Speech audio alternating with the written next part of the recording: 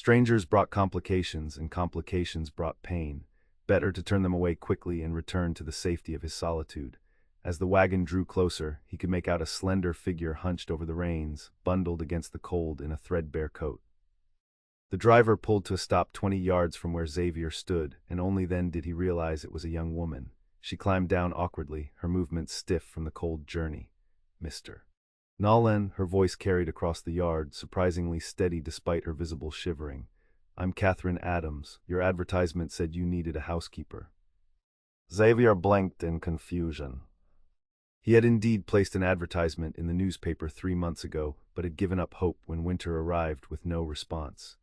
He hadn't expected anyone to brave the mountain passes this time of year, certainly not a slip of a woman traveling alone. "That was months ago," he called back gruffly. "Winter's set in now, no place for a woman alone." Katherine stepped closer, and Xavier was struck by her appearance. Despite the cold turning her cheeks pink, she was undeniably beautiful, no more than 21 or 22, with golden blonde hair escaping from beneath a worn bonnet. Her dress, though clearly mended in several places, was a faded blue that matched eyes that regarded him with unexpected determination. "I have nowhere else to go, Mr. Nolan," she said simply, "and you need help. The position still available or not?" Something in her direct gaze made Xavier hesitate. He had learned long ago that kindness was a luxury the frontier didn't afford.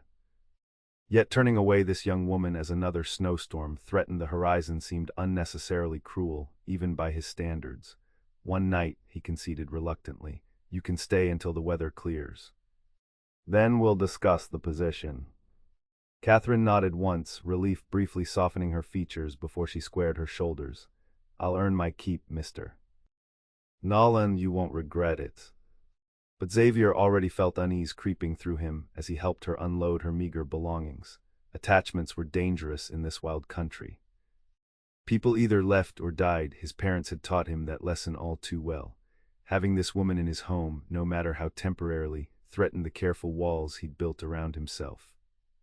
Little did he know that the arrival of Katherine Adams would challenge everything he thought he understood about survival on the frontier. By the following morning, Xavier knew he'd made a mistake. Katherine Adams had swept into his sparse cabin like a force of nature, somehow producing a hearty stew from his nearly bare pantry and scrubbing the place until surfaces long forgotten gleamed again. Worse still was the easy way she filled the silence, not with mindless chatter but with purposeful questions about the ranch operations and thoughtful observations. "Your mother's china is lovely," she remarked, carefully dusting a neglected cabinet where his mother's prized dishes had sat untouched for 2 years. "Do you ever use it?" "No," Xavier replied curtly, uncomfortable with her casual mention of his mother. "Those are just things from before." "Before what, Mr. Nolan?" Katherine asked, those clear blue eyes meeting his with unexpected directness. "Before I learned that sentiment has no place out here," he answered, more harshly than intended. "China plates don't keep cattle alive through winter or repair fences." To his surprise, Katherine didn't flinch at his tone. Instead, she nodded thoughtfully and continued her work. "Perhaps not, but they remind us why we fight to survive in the first place." Her words haunted Xavier throughout the day as he tended the cattle in the barn. By evening, the promised storm had arrived, howling around the cabin with such ferocity that even Xavier had to admit sending Katherine away would be tantamount to murder. "The position is yours," he told her stiffly on the fourth morning. "Until spring at least. Wages are $8 monthly plus room and board." Katherine's smile, the first full one he'd seen, transformed her face entirely, revealing a small dimple in her right cheek. "Thank you, Mr. Nolan. I promise you won't regret it." But as January turned to February and the winter maintained its grip on the land, Xavier found himself increasingly disturbed by Katherine's presence. Not because she was difficult, quite the opposite. She worked harder than any hired hand he'd ever employed, rising before dawn to prepare meals, tending to household tasks with quiet efficiency, and even helping with the livestock when needed. Her capable hands seemed made for the frontier's demands. More troubling was how she had begun to dismantle his carefully constructed isolation without even trying. The simple act of having another person across the table each evening, asking about his day or offering observations about the changing weather patterns, forced Xavier to engage with the world beyond mere survival. One evening in late February, as they sat before the fire after supper, Katherine mending one of his shirts while Xavier whittled a replacement handle for a broken tool, she asked the question he'd been dreading. "Your parents, how did you lose them?" Xavier's knife stilled. "Fever, 2 years ago. First my mother, then my father 3 days later." Katherine's hands paused in their work. "I'm sorry. Were you alone with them at the end?" The simple question unleashed memories Xavier had worked hard to bury, the helplessness as his mother's fever raged, his father's desperate grief quickly turning to illness himself, the terrible silence afterward as Xavier dug 2 graves in frozen ground. "Yes," he answered, his voice rougher than intended. "Nearest doctor was in Helena. Winter made the passes impassable." Katherine nodded, her eyes reflecting the firelight. "My parents died in a fire when I was 17, she offered quietly. "Our farm in Kansas. I was at a neighbor's house when it happened, came home to ashes." The simple statement, delivered without self-pity, made Xavier look at her, really look at her, for the first time. At 21, Katherine had known loss as profound as his own, yet carried herself with a quiet dignity that made her seem both younger in her optimism and older in her wisdom. "What did you do after?" he asked, surprising himself with his interest. "Survived," she replied simply. "Worked as a seamstress, then as a shop girl, saved every penny." Her fingers resumed their steady stitching, but shops and towns felt confining after a while. "When I saw your advertisement, something just told me this was where I needed to be." In the middle of nowhere, miles from civilization, Xavier couldn't keep the disbelief from his voice. "Most women would run screaming from this place." Katherine's lips curved into a small smile. "I'm not most women, Mr. Nolan. The frontier doesn't frighten me. Being trapped in a life without purpose, that's what I fear." Her words stayed with Xavier long after they had retired to their respective rooms. That night, listening to the wind moan around the eaves, he realized with uncomfortable clarity that Katherine Adams had begun to crack the shell he'd built around himself, and he had no idea how to repair the damage. March arrived with the first hints of spring, bringing longer days and the occasional patch of earth visible through melting snow. As the land began its slow awakening, Xavier noticed a subtle shift in the atmosphere between himself and Katherine. Their initial wary coexistence had evolved into something like companionship, marked by comfortable silences and occasional moments of unexpected laughter. On the first truly warm day, Xavier returned from checking the western pasture to find Katherine on her knees in a patch of earth beside the cabin, clearing away dead vegetation. "What are you doing?" he asked, dismounting from his horse. Katherine looked up, wisps of golden hair clinging to her flushed cheeks. At 21, she possessed a natural beauty that needed no enhancement, though Xavier tried not to dwell on such observations. "Starting a kitchen garden," she replied, sitting back on her heels. "The soil's good here, we could have fresh vegetables by summer." "Summer," Xavier repeated, the word hanging between them. "You're planning to stay that long?" Katherine's hands stilled in the dirt. "Unless you're planning to dismiss me, yes." She studied his face. "Should I be making other arrangements, Mr. Nolan?" The question caught Xavier off guard. He'd assumed she would leave when winter broke, that she would seek out a town with proper society, perhaps a husband and family. The idea that she might want to remain at his isolated ranch had never occurred to him. "No," he said finally. "No reason to change things that are working well enough." Katherine's smile was brief but genuine. "Then we'll have vegetables in summer, and perhaps flowers as well." "Flowers don't serve much purpose on a cattle ranch," Xavier remarked, though without his usual curtness. "Beauty always serves a purpose, Mr. Nolan," Katherine replied, returning to her work, even in the wilderness. Later that week, Xavier rode to the nearest trading post for supplies, returning with seeds for Katherine's garden, practical vegetables, but also, tucked at the bottom of the sack, a small packet of wildflower seeds he'd purchased on inexplicable impulse. The surprised delight in Katherine's eyes when he handed them to her caused an uncomfortable warmth in his chest that he quickly attributed to spring fever. As March gave way to April, Xavier found himself increasingly distracted by Katherine's presence. He noticed things he had no business noticing: the graceful curve of her neck as she bent over her sewing, the musical quality of her rare laughter, the capable strength in her hands as she kneaded bread dough. More disturbing still was his growing awareness of how she had begun to transform his property from mere shelter to something approaching a home. The cabin, once Spartan and utilitarian, now boasted small touches that should have irritated him. His mother's china displayed rather than hidden away, wildflowers in a jar on the table, curtains fashioned from fabric Katherine had cleverly repurposed.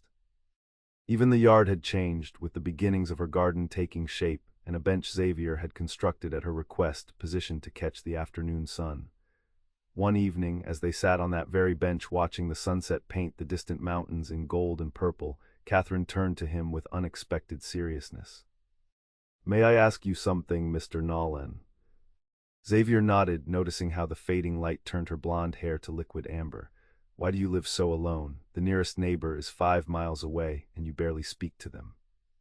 You could have hired help from town for the ranch, yet you chose to advertise for a single housekeeper in a newspaper that barely circulates." Xavier stiffened. "Simple efficiency. A ranch this size doesn't need more."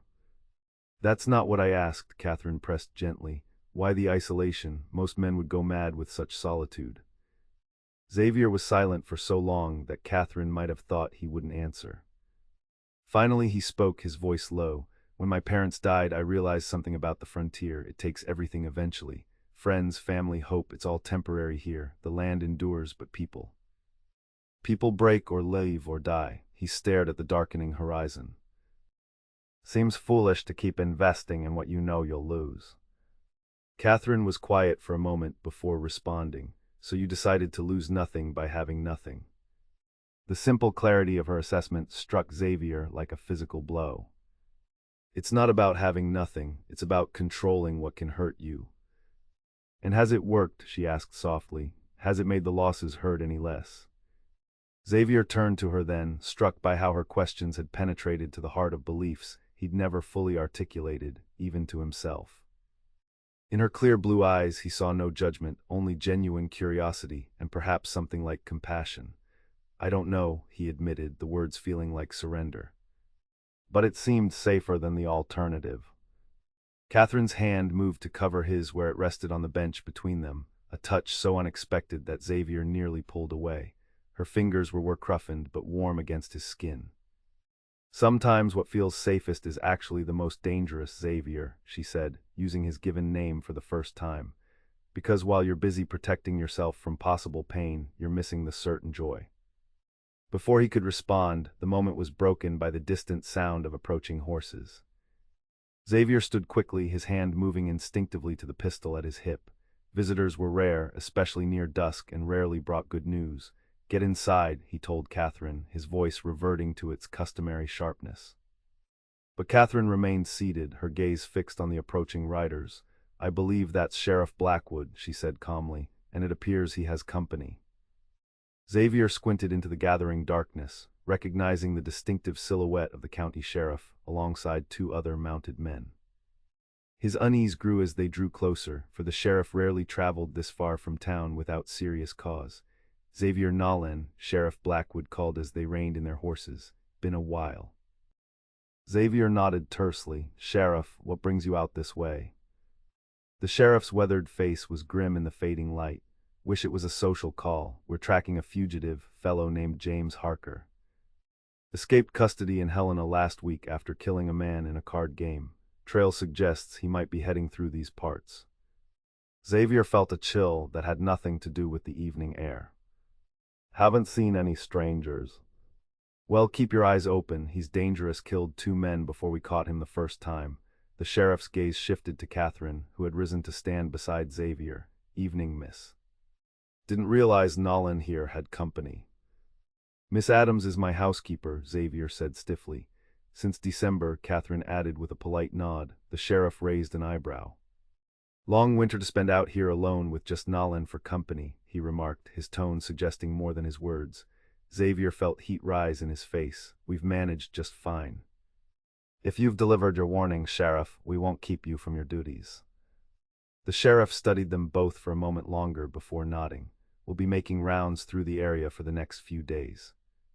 Harker was seen near the Cameron place yesterday. That's just 15 miles south. Lock your doors at night." As the riders departed, Xavier turned to find Katherine watching him with an unreadable expression.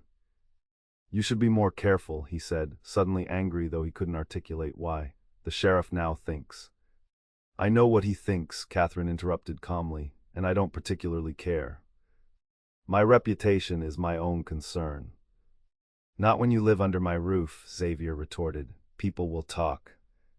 Catherine's chin lifted slightly. Let them, unless you're concerned for your own reputation, Mr. Nolan. The formal address stung after the moment of intimacy they'd shared minutes earlier.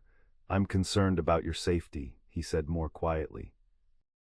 A fugitive on the loose, and now the sheriff thinking. What he's thinking, it complicates things. Catherine studied him for a long moment. Life is complications, Xavier. The sooner you accept that, the sooner you might actually start living it. With that, she turned and walked toward the cabin, leaving Xavier alone with the gathering darkness and the uncomfortable awareness that her presence in his life had become much more than a simple employment arrangement. The following days were marked by a new tension between them, underscored by the knowledge that a dangerous man might be moving through their territory. Xavier found himself checking and rechecking the locks each night, his hands straying more frequently to the rifle he kept mounted above the door. Catherine, for her part, carried on with her duties as usual, though Xavier noticed she no longer ventured far from the cabin alone. One afternoon, as Xavier returned from checking the north pasture, he spotted Catherine hanging laundry in the yard. The simple domesticity of the scene, her golden hair catching the sunlight, the white sheets billowing in the spring breeze, struck him with unexpected force. For a brief moment, he allowed himself to imagine this was not a temporary arrangement but something permanent, a life shared rather than merely intersecting. The thought frightened him more than the idea of a killer roaming nearby. Any sign of trouble, Catherine called as he approached, shielding her eyes against the sun. Xavier shook his head, dismounting. Nothing unusual. Sheriff's men rode by the East Ridge earlier, but didn't stop. Catherine nodded, pinning the last sheet to the line. Good, though I must say all this worry has me sleeping poorly. She gave a small, self-deprecating laugh.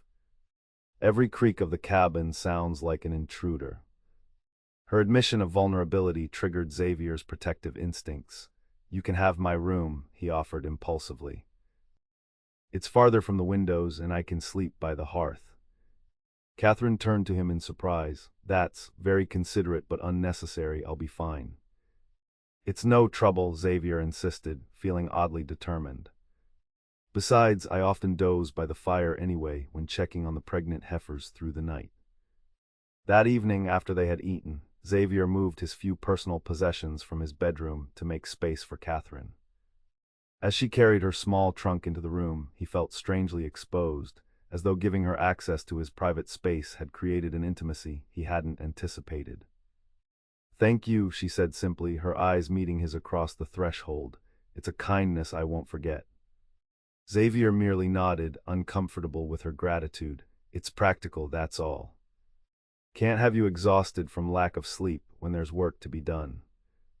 Catherine's smile suggested she saw through his gruff explanation, but she said nothing more. That night, as Xavier lay on the makeshift bedroll near the dying embers of the fire, he found himself acutely aware of Catherine's presence in his bedroom. The cabin seemed to hold its breath around them, the night sounds emphasizing rather than diminishing their shared solitude. He told himself his restlessness was due to concern about the fugitive, but in his heart, he knew it was because Katherine Adams had somehow become more than an employee. She had become someone he cared about protecting. The thought was still troubling him when he finally drifted into a light sleep, only to be jolted awake hours later by the unmistakable sound of a horse approaching at speed. Xavier was on his feet instantly, rifle in hand, moving silently to the window. In the pale moonlight, he could make out a single rider coming fast down the trail toward the cabin. The man rode hunched over, his horse lathered and clearly pushed beyond endurance.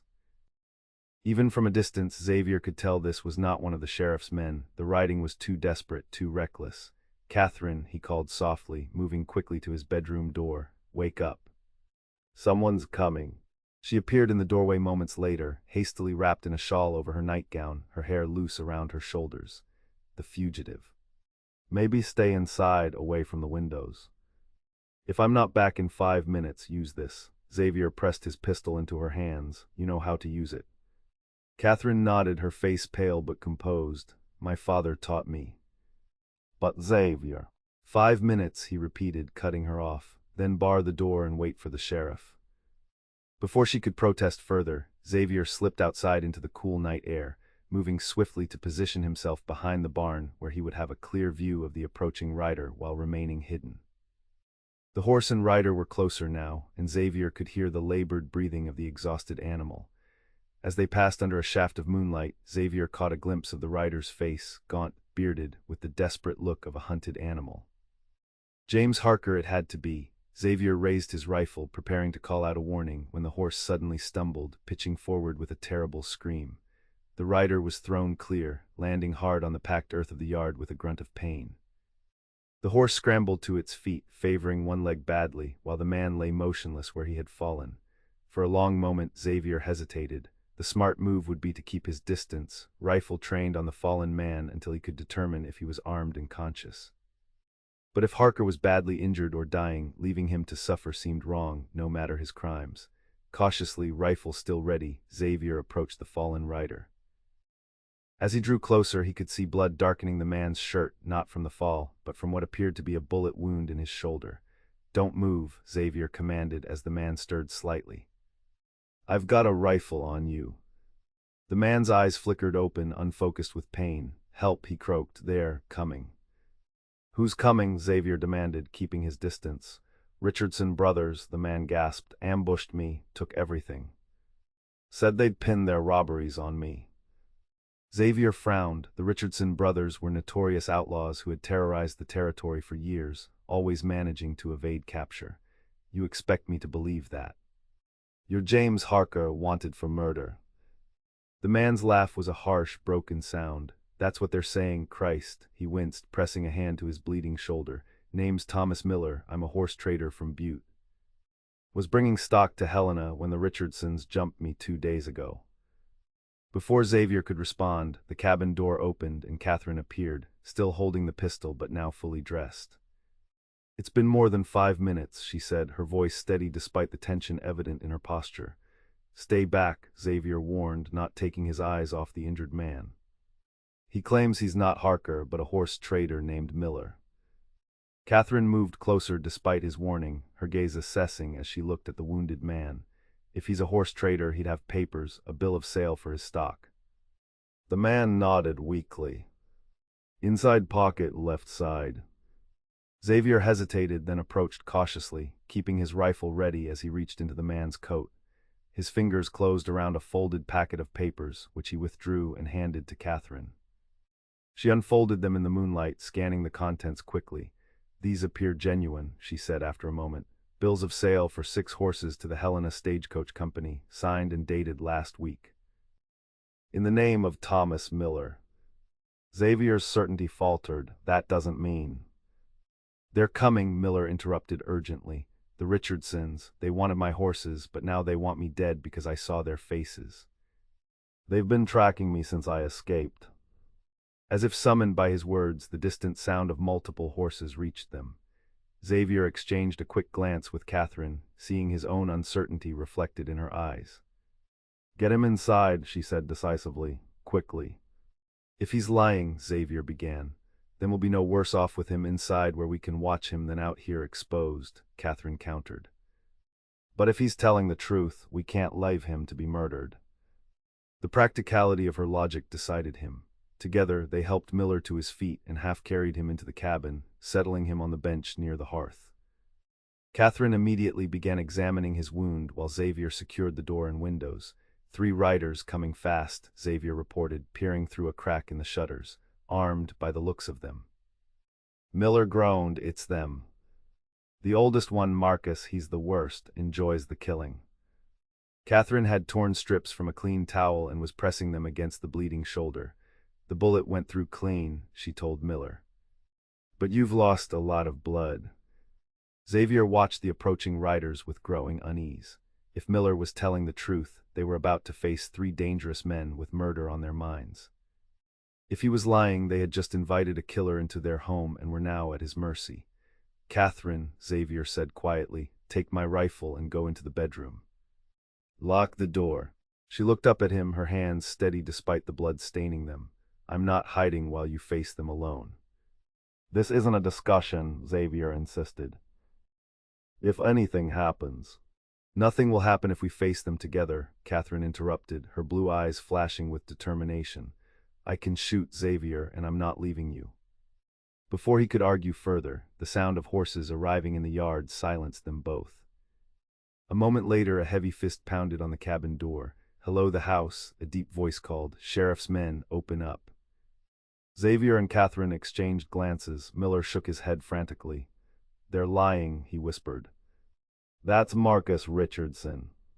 We're tracking a dangerous fugitive, the voice continued. Believed to be in this area, need to search your property. Xavier moved silently to the window, carefully peering out.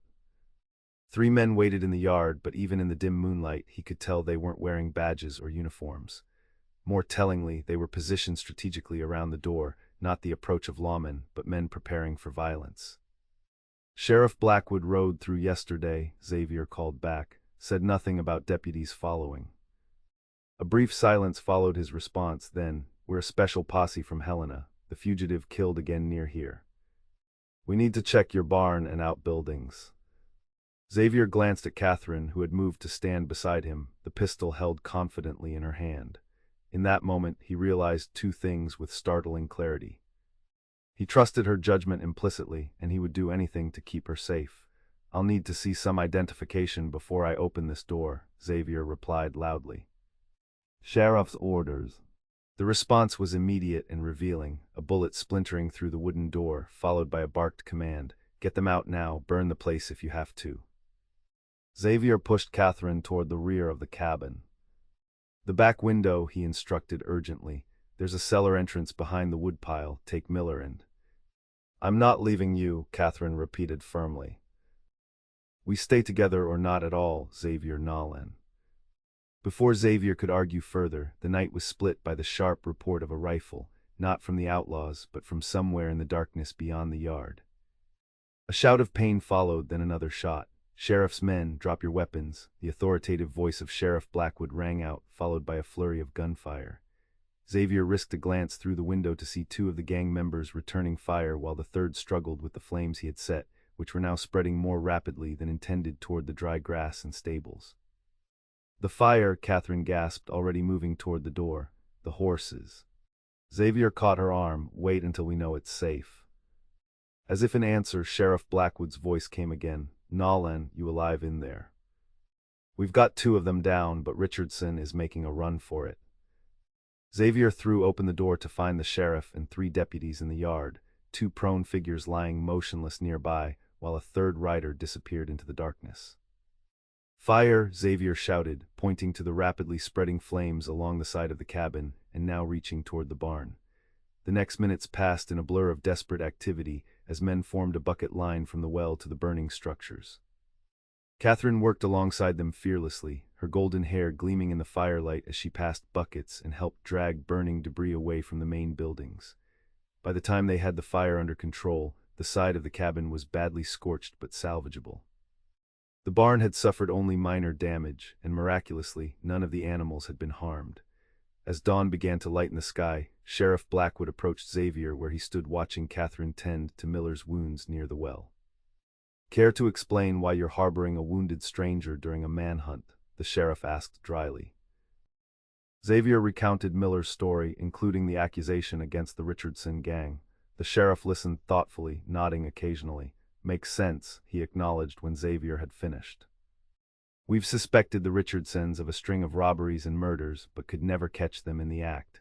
Using this Harker fellow as a scapegoat would be clever. We'll get the full story from Miller once he's stronger. How did you happen to arrive when you did? Xavier asked, still puzzled by their timely appearance. The sheriff's weathered face broke into a rare smile. Thank your housekeeper. She rode into town yesterday afternoon while you were checking your north pasture. Said she had a feeling trouble might be coming your way and thought we ought to know. Xavier turned to stare at Katherine, who was now helping Miller drink from a tin cup. She had gone to town without telling him, had sensed danger and sought help rather than waiting passively for it to arrive. She's a remarkable woman, the sheriff commented, following Xavier's gaze. Not many would choose to stay in such an isolated place, especially after hearing about fugitives in the area. No, Xavier agreed softly, not many would. As the sheriff and his men prepared to leave, taking the two dead outlaws and the wounded Miller with them, Xavier found himself standing alone with Katherine in the yard. The morning sun illuminated the damage to his property: scorched wood, trampled garden, bullet holes in the door, yet all he could focus on was the woman before him, exhausted but unbroken by the night's events. "You went to town," he said simply. "You asked for help." Katherine nodded, pushing a strand of golden hair from her face. "I did." "Why didn't you tell me?" "Because you would have insisted on going yourself," she replied honestly. "And I needed to do something. I couldn't just wait for trouble to find us." Xavier studied her face, smudged with soot, etched with fatigue, yet somehow more beautiful to him than ever before. "You could have been killed last night," he said, his voice rough with emotion he no longer tried to hide. "Any of us could have." "Yes," Katherine agreed quietly. "That's the reality of life out here, isn't it? No guarantees, no certainties, just each day as it comes and the people we choose to spend it with." Her words struck Xavier with the force of revelation. All this time he had been trying to protect himself from loss by refusing to form attachments, yet in doing so, he had denied himself the very thing that made survival meaningful. "I was wrong," he said abruptly. Katherine tilted her head questioningly. "About what?" "About everything, about the frontier only taking, about isolation being safer." Xavier took a step closer to her, close enough to see the flecks of darker blue in her eyes. "About you." "Me?" Katherine's voice was barely above a whisper. "I thought you were temporary, another person passing through my life." Xavier struggled to find words for feelings he had denied for too long.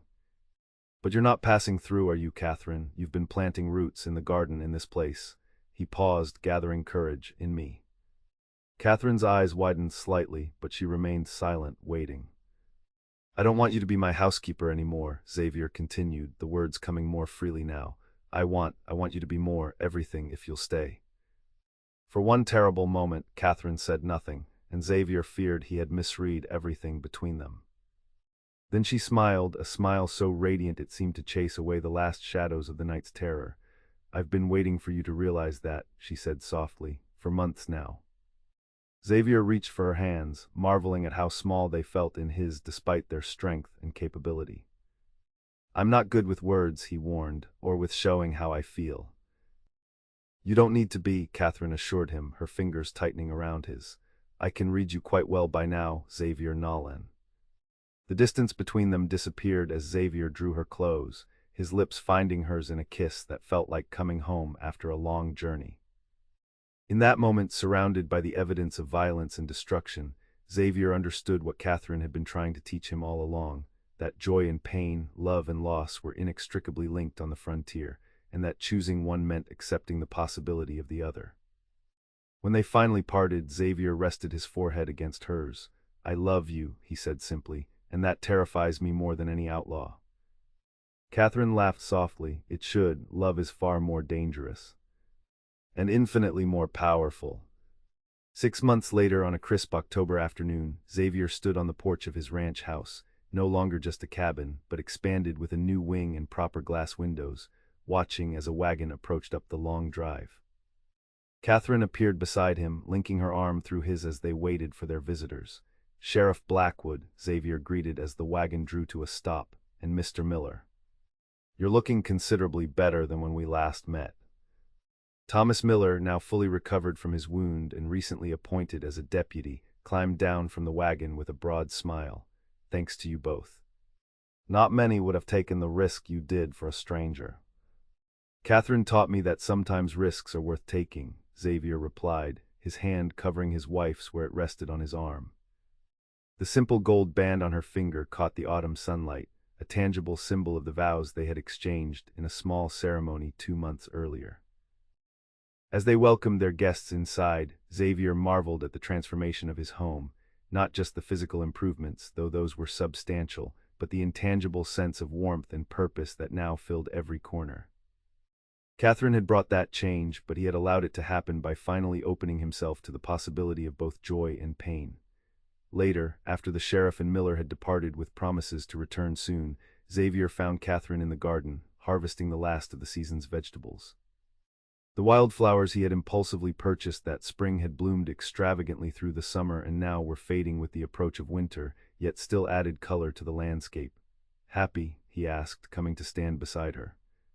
Katherine straightened her golden hair, now adorned with a few strands of autumn leaves, gleaming in the late afternoon light. At 22, her beauty had only deepened with happiness, the quiet confidence he had first noticed now blooming fully in the security of their shared love. "Completely," she answered, her smile reaching her eyes, "though I'll be happier when we finish the new barn before winter sets in." Xavier laughed, pulling her into his arms. "Always practical, Mrs. Nolan. Even when being romantic. One of us has to be," she teased, settling against him comfortably. "You become quite the dreamer these days." It was true, Xavier realized. The hard edges of his isolation had softened, allowing him to imagine possibilities rather than just anticipate dangers. Already they were discussing plans for the spring, expanding the cattle operation, perhaps hiring a proper ranch hand or two, preparing for the future in ways he had never permitted himself before. "I was thinking," he said, his chin resting atop her head, "about what you said that night, about choosing who we spend our days with." Katherine murmured encouragingly. "I choose you," Xavier said simply. "Every day I choose you. And I'll keep choosing you, whatever the frontier throws at us." Katherine tilted her head back to look up at him, her blue eyes reflecting the vast Montana sky. "And I choose you, Xavier Nolan." The man who finally learned that the greatest courage isn't surviving alone, it's daring to love despite knowing what it could cost. As the sun began its descent behind the distant mountains, casting long shadows across the land they now truly shared, Xavier Nolan smiled down at the woman who had arrived as his housekeeper and become his everything. In her eyes he saw not just his present but his future, no longer a solitary existence of mere survival, but a life rich with purpose, connection, and the precious gift of love that made the harsh frontier not just endurable, but truly worth living. "Come inside," he said softly, taking her hand. "Winter's coming, but we're ready for it this time." Together they walked toward their home, leaving footprints side by side in the first dusting of snow, two paths that had once been separate but now formed a single journey forward, facing whatever seasons might come with the strength that only shared love could provide.